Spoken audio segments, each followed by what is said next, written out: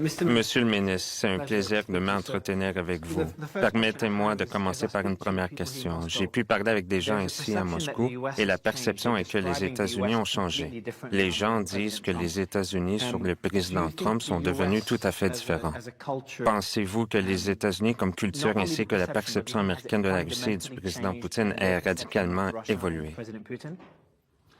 Je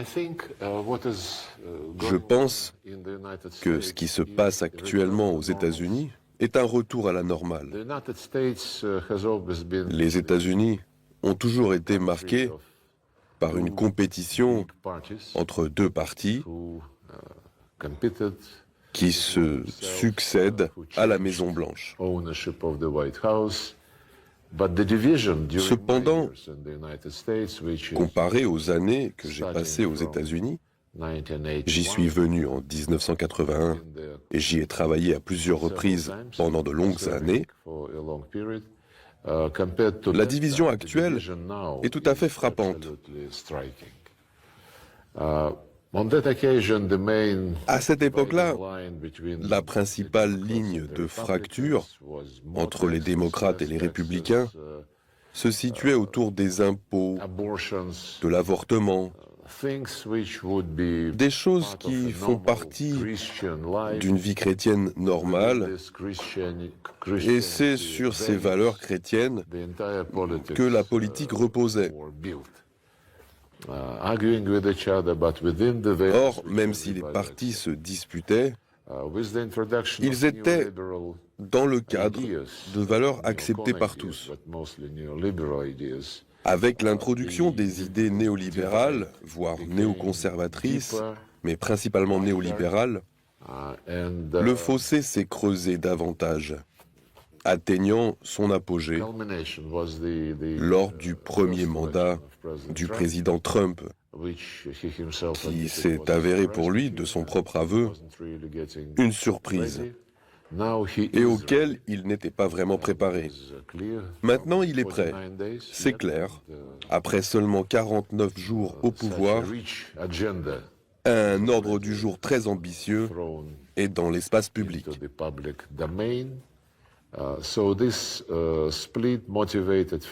Donc la fracture s'explique tout d'abord par le fait que le Parti démocrate au pouvoir s'est éloigné des valeurs chrétiennes, à mon avis, en promouvant sans aucune limite les LGBTQ et toutes les lettres qui peuvent suivre, avec des toilettes pour chaque genre. WC for any gender.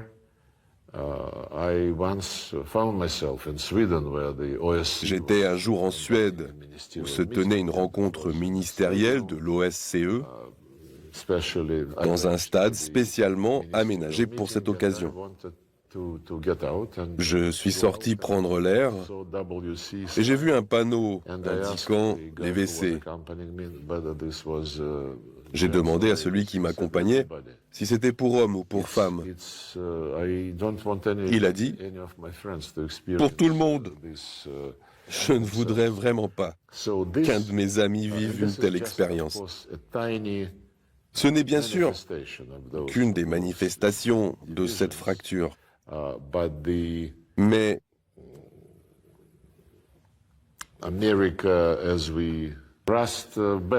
l'Amérique de la Rust Belt, la ceinture de rouille, ne semble pas trop vouloir adopter ces valeurs.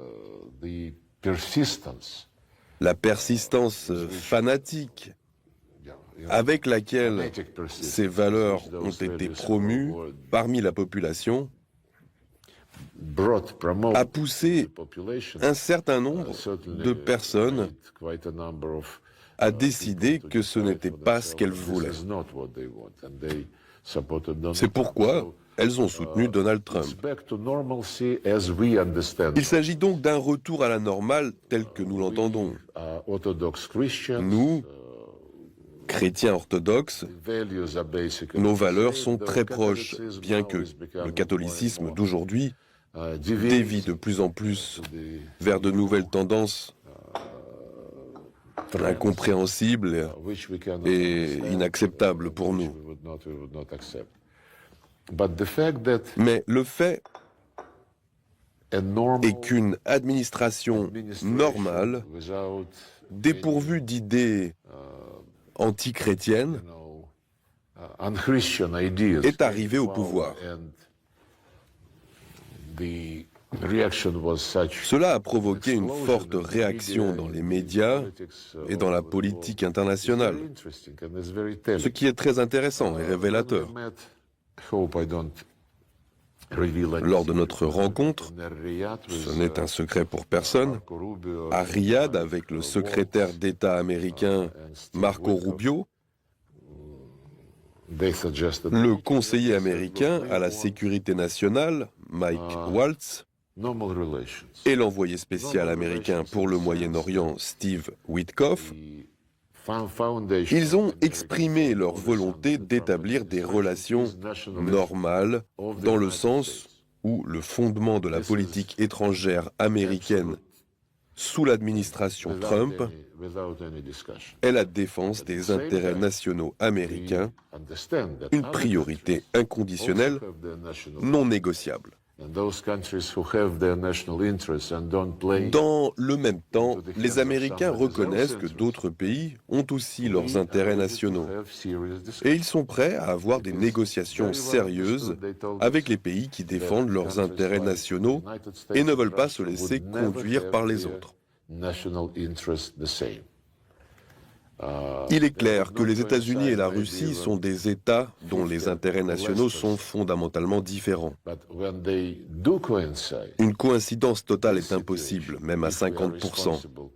Mais lorsqu'ils coïncident, nous, en tant qu'hommes politiques responsables, devons faire de notre mieux pour développer ces intérêts convergents et similaires en les mettant en pratique pour le bénéfice des deux parties, qu'il s'agisse de projets économiques, de projets d'infrastructures ou d'autres choses. Il y a eu ensuite un autre message important. Lorsque les intérêts divergent ou sont contraires, les pays responsables doivent tout faire pour que ces contradictions ne se transforment pas en confrontation, surtout quand il s'agit d'une confrontation militaire aux conséquences désastreuses pour d'autres pays. Nous leur avons dit, partagez pleinement cette approche. C'est exactement l'approche suivie par le président russe Vladimir Poutine en matière de politique étrangère. Depuis le début de sa présidence, il n'a cessé de souligner que nous n'imposions rien à personne et que nous recherchions un équilibre des intérêts. Autrement dit, nous suivons exactement la même logique.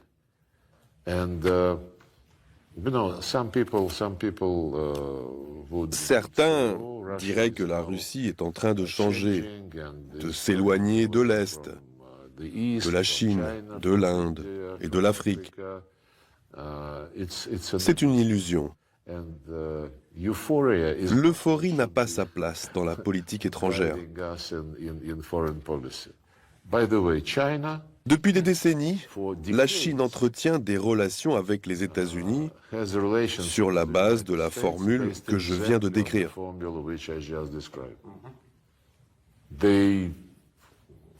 Ils se critiquent parfois, ce qui ne nous dérange pas. Je veux dire que dans la diplomatie moderne, nous utilisons un nouveau vocabulaire, mais ils n'ont jamais interrompu le dialogue. Ils diraient « Ne touchez pas à Taïwan, ne touchez pas à la mer de Chine méridionale ».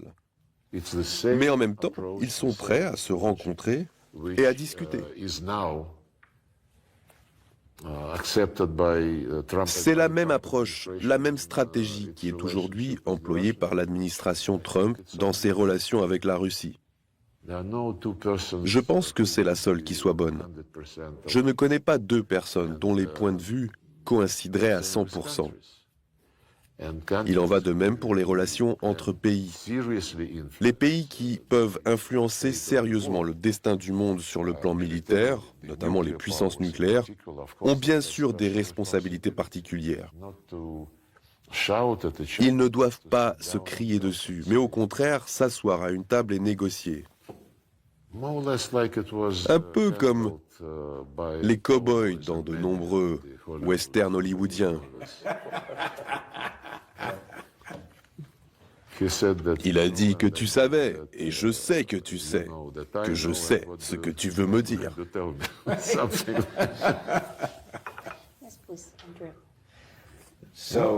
Monsieur le ministre, je suis ravi d'être ici. Je vous souhaite d'avance un joyeux anniversaire. C'est une date spéciale. C'est bientôt mon anniversaire aussi. C'est vrai? Le même jour? Non, un peu après. Nous avons le même âge. Nous sommes nés la même année. Merci de nous avoir invités. Je voudrais vous poser une question sur l'OTAN et la réaction de la diplomatie russe à la tromperie de l'OTAN. Quelle sera la réaction du ministère des Affaires étrangères si et quand les États-Unis se retireront de l'OTAN? C'est bien sûr une longue histoire.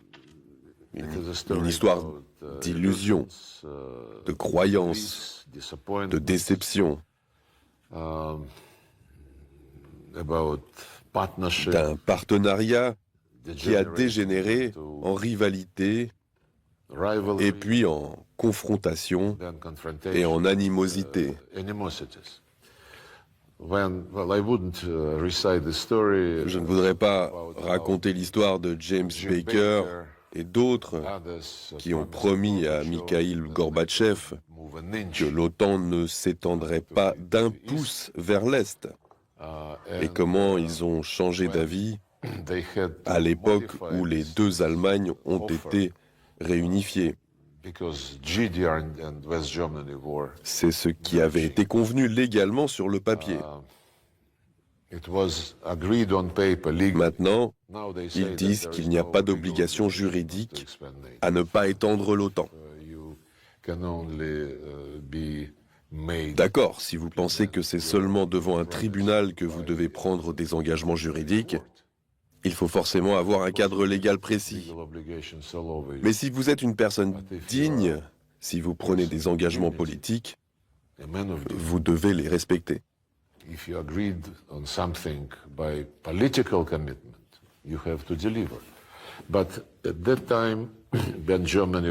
Lorsque l'Allemagne s'est réunifiée, c'était un document juridique approuvé dans le cadre du format 2+4.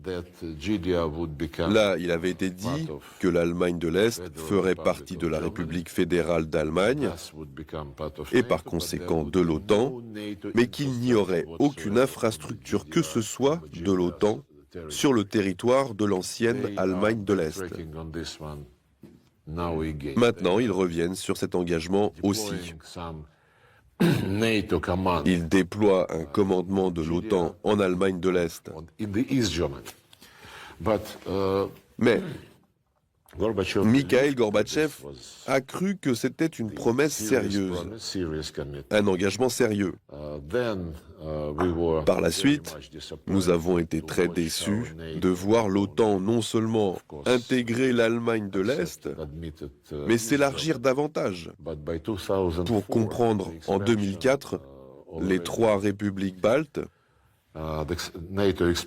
qui faisaient autrefois partie de l'Union soviétique.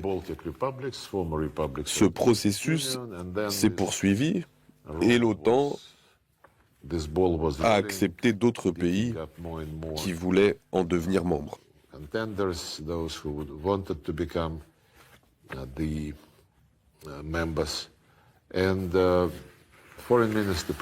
L'ancien ministre des Affaires étrangères, Evgeny Primakov, avait proposé en 1997 d'entamer des contacts entre la Russie et l'OTAN.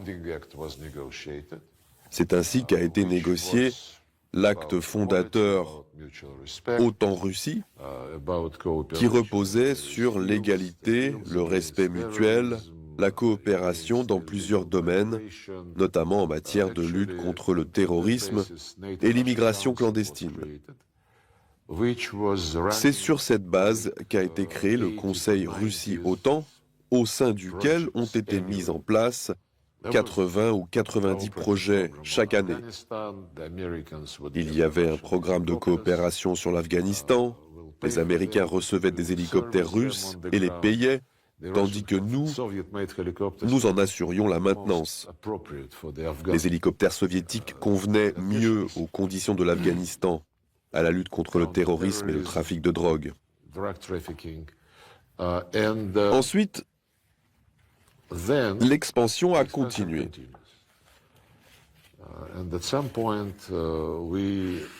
Boris Yeltsin était toujours au pouvoir et Evgeny Primakov était devenu Premier ministre. Un sommet de l'OSCE s'est tenu en 1999 à Istanbul. Le président Yeltsin y a participé. Il a rencontré ses collègues américains et européens. Ils ont décidé d'apaiser les craintes concernant l'OTAN et ses projets à venir. Il fallait adopter une déclaration politique forte sur le caractère indivisible de la sécurité. C'est ainsi que la déclaration d'Istanbul a été adoptée, selon laquelle chaque pays avait le droit de choisir ses alliances, mais aucun pays n'avait le droit de renforcer sa sécurité au détriment de celle des autres. Le point le plus important était qu'aucun pays, ni groupe de pays ou d'organisations ne pouvait affirmer sa domination.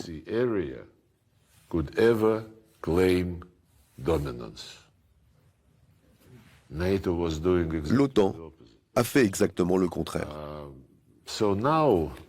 Donc, maintenant, la décision de déclencher l'opération militaire spéciale a été prise, comme l'a répété le président Vladimir Poutine, parce que toutes les autres alternatives et tentatives faites auparavant pour que les choses reprennent un tour positif avaient échoué. Elles ont échoué pendant 10 ans après le coup d'État à Kiev, qui a eu lieu en violation d'un accord signé la nuit précédente et garanti par l'Allemagne, la France et la Pologne. Cet accord prévoyait une période de 5 mois pour préparer les élections générales et la formation d'un gouvernement d'union nationale pour une période transitoire. Cependant, le matin, ayant suivi la signature de cet accord, l'opposition a occupé les bâtiments gouvernementaux, est sorti devant la foule sur le Maïdan et a proclamé la création d'un nouveau gouvernement des vainqueurs. Or, les vainqueurs et l'unité nationale, ce sont des choses différentes. J'espère qu'un gouvernement d'unité nationale en Syrie sera établi. Mais pour l'instant, la situation y reste dangereuse. Quant à l'Ukraine, quand ces gens sont arrivés au pouvoir par un coup d'État, la première chose qu'ils ont faite a été d'abolir le statut de la langue russe. Puis, ils ont envoyé des soldats prendre d'assaut le bâtiment du Conseil suprême de Crimée. Ensuite, ils ont qualifié de terroristes les habitants du sud et de l'est de l'Ukraine, qui osaient exprimer leur désaccord avec le régime mis en place à la suite du coup d'État et qui demandaient à être laissés tranquilles. Ils les ont déclarés terroristes et ont lancé une opération antiterroriste contre leurs propres citoyens. Cela a conduit à une guerre qui s'est terminée en février 2015 par la signature des accords de Minsk. Aujourd'hui, le président français tente d'interpréter la situation comme si Vladimir Poutine n'avait pas voulu respecter ces accords. Le discours de Macron, qui d'ailleurs portait aussi sur l'OTAN, était très drôle car il a déclaré que la France serait en mesure de protéger tout le monde avec ses 3 ou 4 ogives nucléaires.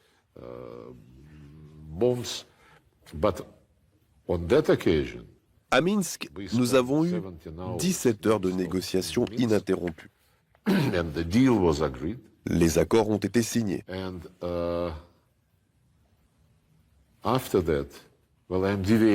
Je m'écarte un peu du sujet de l'OTAN, mais vous comprendrez pourquoi.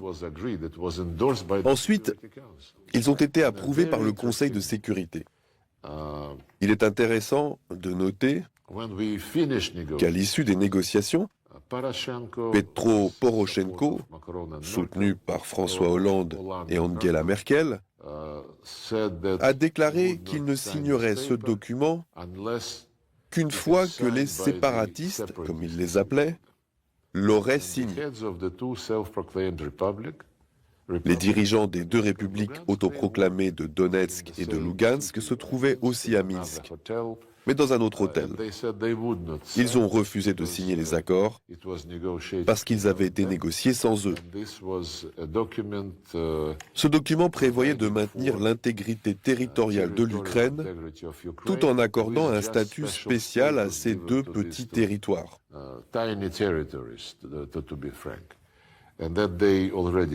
Ceux-ci avaient déjà proclamé leur indépendance et ne pouvaient donc pas trahir leur peuple. Nous avons dû les convaincre de signer ces accords qui stipulaient effectivement un statut spécial de ces territoires à l'intérieur de l'Ukraine. La langue russe, le droit d'être consulté pour les nominations au poste de procureur et de juge dans ces régions. Ces droits devaient être inscrits dans la Constitution et les formulations exactes devaient être négociées directement entre Kiev et ces 2 républiques.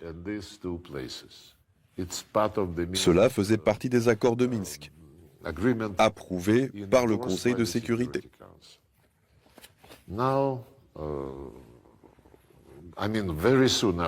Peu après leur entrée en vigueur, les Allemands, les Français et les Ukrainiens se sont mis à dire qu'ils n'avaient jamais parlé avec les séparatistes. Emmanuel Macron était à Moscou quelques semaines seulement avant le début de l'opération militaire spéciale. Lors d'une conférence de presse, et puis lors de cet appel téléphonique avec le président Vladimir Poutine, cet appel téléphonique tristement célèbre que lui, le président français, a rendu public. Il a déclaré « Vladimir, tu ne peux pas insister pour qu'un gouvernement légitime discute avec les séparatistes. » Et le président Poutine a rétorqué en disant que ce gouvernement légitime était parvenu au pouvoir par un coup d'État. Qu'il nous soit donc reconnaissant à nous, tous, d'essayer de légitimer toute cette situation et tout ce pays, mais il ne faut pas oublier que les accords de Minsk prévoyaient clairement un dialogue direct avec ceux qu'ils appellent les séparatistes. La façon dont les Français et les Allemands se sont comportés est vraiment honteuse. Finalement, ceux qui ont signé au nom de l'Ukraine, de l'Allemagne et de la France, à savoir Petro Poroshenko, Angela Merkel et François Hollande, une fois à la retraite, ont déclaré dans des interviews « Nous n'avons jamais eu l'intention de mettre cela en œuvre, nous avions juste besoin de gagner du temps pour fournir plus d'armes à l'Ukraine. » Et bien sûr, l'OTAN a joué un rôle clé. Par exemple, le format Ramstein était dirigé par les États-Unis à l'époque de Joe Biden. Aujourd'hui, si je comprends bien, les Américains veulent le céder aux Britanniques. Mais les Européens ne relâchent pas leurs efforts. Au contraire, ils les intensifient et appellent à de plus en plus de soutien en devenant de plus en plus insistant et je dirais même nerveux. L'incertitude quant à la survie de l'OTAN sans les États-Unis est à l'origine, je pense, de ce genre de réaction. Je ne pense pas que les Américains puissent sortir de l'OTAN. Au moins, le président Trump n'a jamais laissé entendre que cela pourrait être le cas. Mais ce qu'il a clairement déclaré, c'est que si vous voulez que nous vous protégions, que nous vous donnions des garanties de sécurité, il faut en payer le prix requis. Le montant reste à définir, 2,5 ou 5%, ou quelque chose entre les deux. Il a également déclaré que les États-Unis se chargeraient de la sécurité de ceux qui rempliraient les critères relatifs au pourcentage du PIB à verser à l'OTAN. Mais il ne veut pas fournir ces garanties de sécurité à l'Ukraine sous Zelensky. Il a sa vision de la situation qu'il expose ostensiblement et régulièrement. Selon lui, la guerre n'aurait jamais dû commencer et pousser l'Ukraine vers l'OTAN est une violation de sa constitution, une violation de la déclaration d'indépendance de l'Ukraine de 1991, sur la base de laquelle nous avons reconnu l'Ukraine en tant qu'État souverain. C'est ainsi pour plusieurs raisons, notamment parce que la déclaration évoquait le statut non aligné et neutre de l'Ukraine. En outre, la déclaration confirmait et consolidait le respect des droits des Russes et de toutes les minorités nationales. Ce qui, d'ailleurs, figure toujours dans la constitution ukrainienne, en dépit du fait qu'une série de lois adoptées depuis 2019 a abouti à l'interdiction légale et totale de la langue russe dans les médias, l'enseignement et la culture. Même dans la vie de tous les jours. Si vous vous rendez dans un magasin et demandez à l'employé de vous renseigner en russe, il ou elle pourrait vous demander de parler la bonne langue. C'est comme ça que ça se passe. Et bien sûr, la situation a pris un tournant radical depuis que le cap stratégique de l'Ukraine vers l'adhésion à l'OTAN a été inscrit dans la Constitution tout en laissant les garanties des minorités nationales. Ils ont déclaré que l'OTAN était l'avenir de l'Ukraine, ainsi que l'Union européenne. Lorsqu'ils ont commencé à prononcer ces discours, l'Union européenne ressemblait encore plus ou moins à un bloc économique. Aujourd'hui, elle ne l'est plus du tout. Et le Führer Ursula mobilise tout le monde pour remilitariser l'Europe.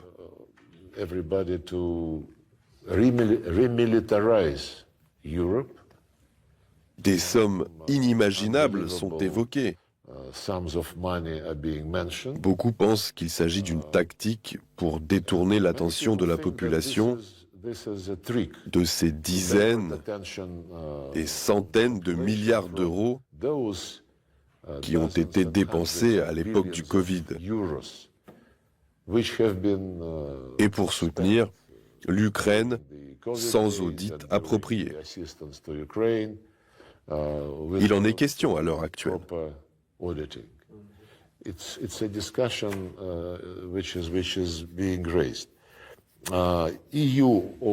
L'Union européenne a aussi perdu son indépendance et son importance économique. Lorsqu'un porte-parole du gouvernement allemand dit « Non, non, non, nous ne remettrons jamais en service le gazoduc Nord Stream 2 parce que nous avons besoin de nous débarrasser de la dépendance vis-à-vis du gaz russe »,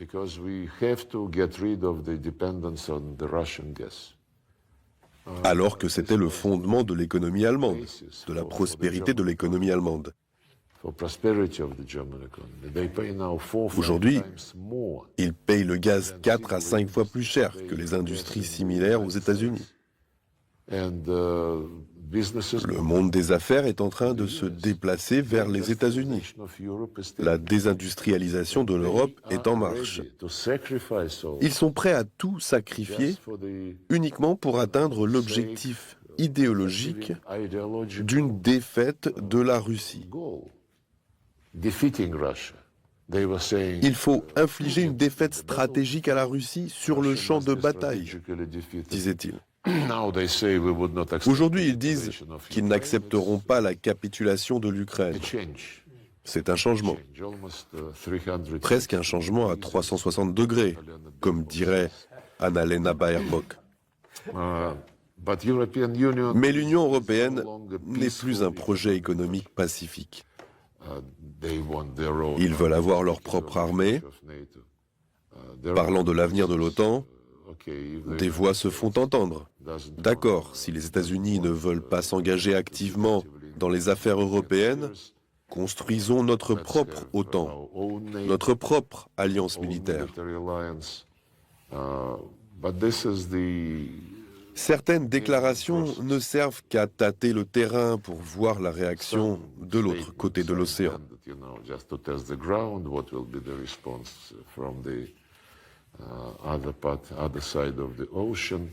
Le 10 janvier 2023, l'Union européenne et l'OTAN ont signé une déclaration conjointe sur la coopération qui subordonne l'UE à l'Alliance de l'Atlantique Nord, lui assurant une mobilité territoriale. Autrement dit, l'équipement de l'OTAN, ses troupes, peuvent être déployées sur le territoire des États de l'UE qui ne sont pas membres de l'OTAN, s'il en reste encore.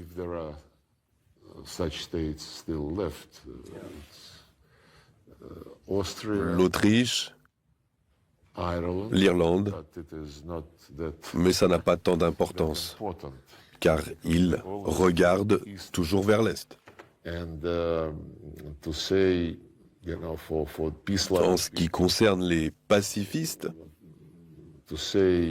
la première ministre danoise a déclaré qu'aujourd'hui, l'Ukraine était affaiblie, qu'elle ne pouvait pas être traitée équitablement, et donc que la paix était pire que la guerre pour l'Ukraine en ce moment.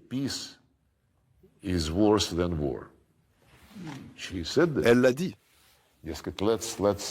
Inondons à nouveau l'Ukraine d'armes, et lorsque nous aurons fait vaciller la position russe, nous verrons s'il est possible de discuter. Il y a quelques jours, le directeur du service allemand de renseignement a déclaré qu'il serait mauvais pour l'Ukraine et pour l'Europe que la guerre finisse avant 2029, voire 2030.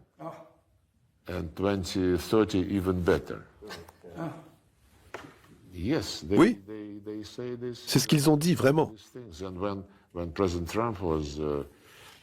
Lorsque, dans le bureau ovale, le président Trump a demandé à Zelensky à plusieurs reprises « Vous ne voulez pas négocier ?» Zelensky a essayé d'esquiver la réponse.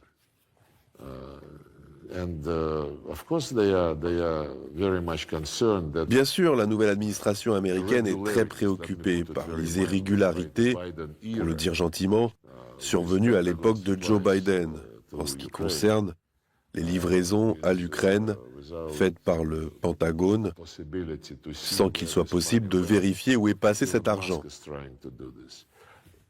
Elon Musk essaie de s'en occuper. Nous ne nous réjouissons nullement de cette situation. Mais il s'agit des gouvernements de l'administration de Joe Biden, de la commission d'Ursula von der Leyen, des Britanniques, qui accusent constamment la Russie de corruption, de violation des droits de l'homme, et qui, généralement, quelle que soit la question internationale abordée, commence toujours par les droits de l'homme. L'Iran, le Venezuela, Cuba bien sûr, le Nicaragua, l'Afrique du Sud, qui auraient violé les droits de l'homme en adoptant une loi sur les terres. Il existe plusieurs formats de communication entre l'Occident et l'Asie centrale, et la question des droits de l'homme est toujours au centre de l'ordre du jour.